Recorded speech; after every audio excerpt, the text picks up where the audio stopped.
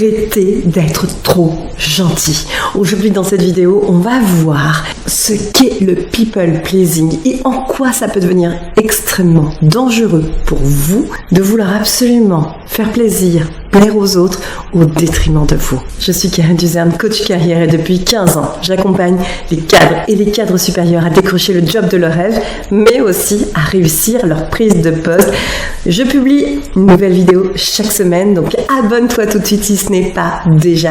Et si tu veux réussir ta prise de poste ou ton poste actuel, avoir une promotion, contacte-moi pour que je te présente mon programme d'accompagnement. Prenez lead, je te mets le lien en commentaire. Ok, est-ce qu'il y a des dangers en fait à vouloir absolument trop plaire aux autres? Parce que oui, après tout, c'est naturel de vouloir plaire et d'être apprécié des autres, on est bien d'accord. Mais pour certaines personnes, ce désir devient obsessionnel. Ils ressentent un besoin compulsif d'être toujours apprécié des autres. Et bien sûr, tout ça, ça peut avoir des conséquences néfastes sur sa santé mentale, sur son bien-être. Et moi, je fais un petit peu partie, en tant que coach, des personnes qui ont toujours envie de faire plaisir, d'aider les autres. Et donc, voilà, je trouvais important qu'on traite de ce sujet. Parce que finalement, quand on veut absolument faire plaisir aux autres, c'est que derrière, on a cette volonté de se rassurer, de confirmer que ce qu'on fait est utile. Et donc, du coup, le regard des autres, l'approbation des autres, elle prend une place très importante dans notre vie.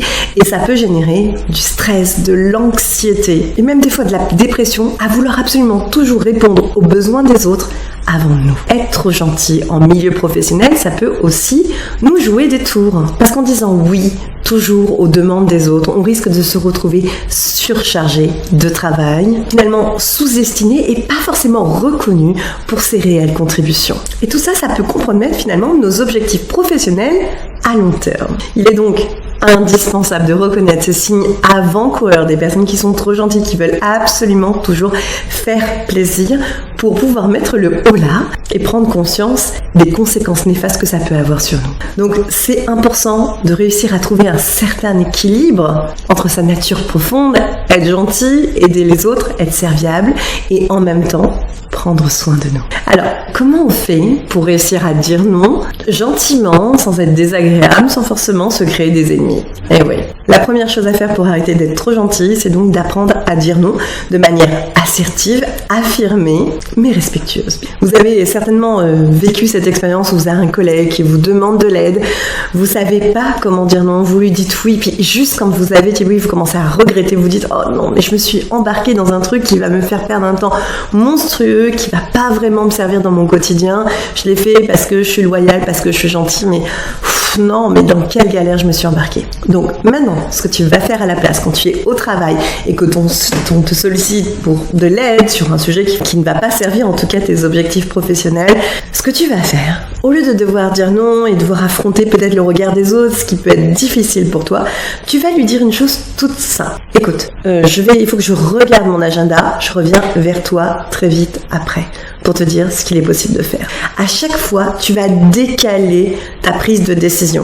Comme ça, tu vas pouvoir avoir du temps pour toi, te rendre compte si aider cette personne finalement, c'est quelque chose qui est important pour toi, qui va te servir, qui va t'aider professionnellement à grandir, ou c'est juste parce que tu retombes dans tes travers de vouloir absolument toujours être trop gentil, aider les autres, faire plaisir. Et donc, si tu te rends compte que finalement, non, ça va être au détriment de toi, ça va être aider les autres, mais en fait, ça va te mettre toi-même en difficulté, eh bien, ce que tu vas faire, c'est que tu vas pouvoir revenir vers cette personne. Ce que tu peux faire, c'est que si vraiment c'est difficile pour toi de la voir en face et de lui dire non, je pourrais pas t'aider, et bien tu as la possibilité, comme tu as décalé ta réponse, de d'envoyer un petit mail ou un SMS pour expliquer poliment que malheureusement ton emploi du temps ne te permettra pas de répondre favorablement à sa demande. C'est vraiment important que tu arrives à mettre en place des limites claires sur ce qui est important ou pas pour toi. Il faut que tu arrêtes de te sacrifier et que tu réussisses à tenir tes engagements. Si tu t'as dit que tu te privilégies toi pour une fois, eh bien tu ne lâches pas, tu résistes et tu tiens bon. Parce que clairement, vous méritez aujourd'hui d'être valorisé, respecté pour ce que vous êtes intrinsèquement et pas pour ce que vous faites pour les autres. Attention, c'est ça qui est vraiment important.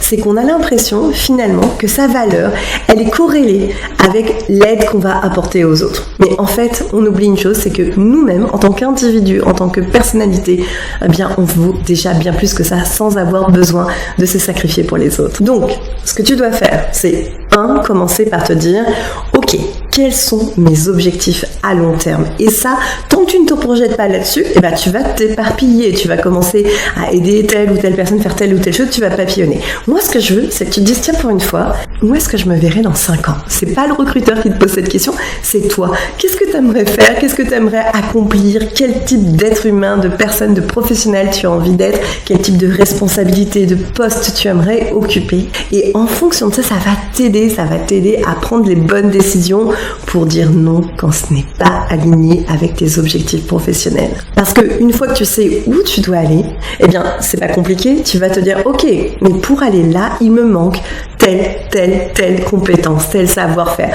Donc, on te donnera l'opportunité de travailler sur un sujet qui peut être utile pour toi, qui va te permettre de grandir, d'acquérir de l'expérience.